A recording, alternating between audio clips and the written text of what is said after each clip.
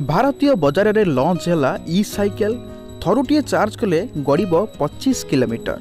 Cycle बस यही शब्द आपण पिलादिने आनी अनेक खुशी। आपण जानते कि साइकेल तैयारी पछर मूल उद्देश्य कौन, केमिति जड़े सुविधारे गोटे जगार अन्य जगह को जापर साइकेल निर्माण मूल उद्देश्य। एथिपाई समस्ते साइकेल व्यवहार करुथिले, हेले समय बदलिबा सह साइकेल व्यवहार मध्य फसर फाटी बा फरक पड़ता।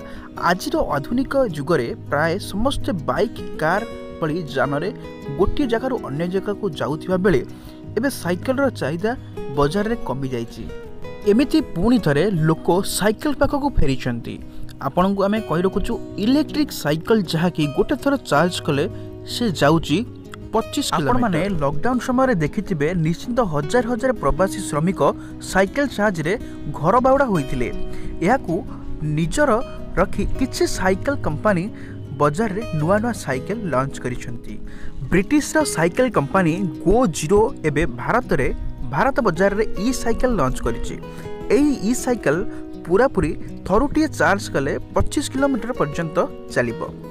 गोप्रो कंपनी ई साइकेल मूल्य 19,999 टंका आरंभ करी 34,999 टंका पर्यंत रखिछि। कंपनी पक्षरु तीनोटी मॉडल भारतीय बाजार को लॉन्च करा जायछि।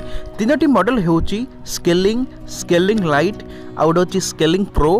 कंपनी पक्षर कहा जायछि जे एही ई साइकेल गुड़िकरे डिजाइनिंग ब्रिटेन रे होइथिबा बेले भारतीय रे एहार निर्माण होइछि। कंपनी द्वारा भारतीय बाजार रे लॉन्च होइथिबा स्केलिंग और स्केलिंग प्रो साइकेल बुकिंग नवेम्बर 8 तारिख रु आरंभ होइछि।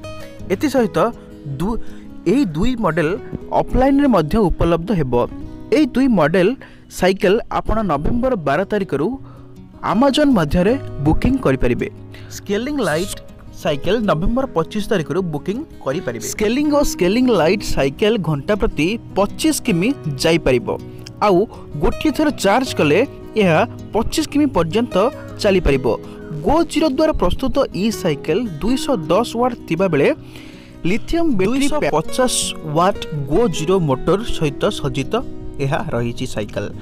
तो दर्शक आशा कर आज वीडियो निहत भाव जिन सब कहली आपने बुझीपारे। वीडियो भल लगे वीडियो को लाइक करूँ, वीडियो देखिए चैनल को सब्सक्राइब कर बेल आइकन क्लिक कर दिंतु। आपरे नुआ नुआ अपडेट न्यूज और टेक वीडियो मुझे सबुद नहीं आसुँ चैनल रे। तो वीडियो को लाइक करूँ, चैनल सब्सक्राइब कर बेल आइकन क्लिक कर। धन्यवाद। जय हिंद।